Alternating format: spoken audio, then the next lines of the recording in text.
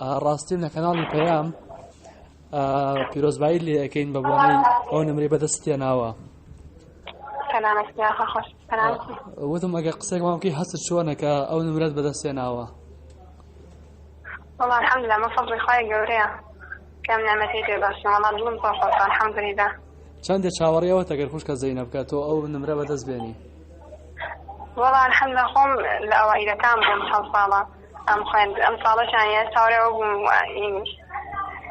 دقەمەوە بۆ خۆی گەورە یەکەم هینە بکاتە قسمەت منای سبحان الله دوعاش مەکرد الحەمدولله خۆی گەورە ئەم درەتێ وەرگینەوە. ئەوەی کە کەسێکی تۆیان خستە دواوە لە ڕیزبەندێکا و کەسێکی دیکەیان هێنا پێشەوە هەست و چۆن بوو لەو کاتە؟ ئەو کاتێکی نەزانین تراتمە دەشتۆ سەیەم هینەم کرد و خەڵکی ئەم شتانەیان بڵاو کردەوە و کاتە زانین ئەو پێشتر نەمزانین کرد. نەزانی کە بەهۆی نیقابەکەتەوەیە بۆی کە ئەڵێم ڕۆدواوە؟ لەو کاتە هەستت چۆن بوو؟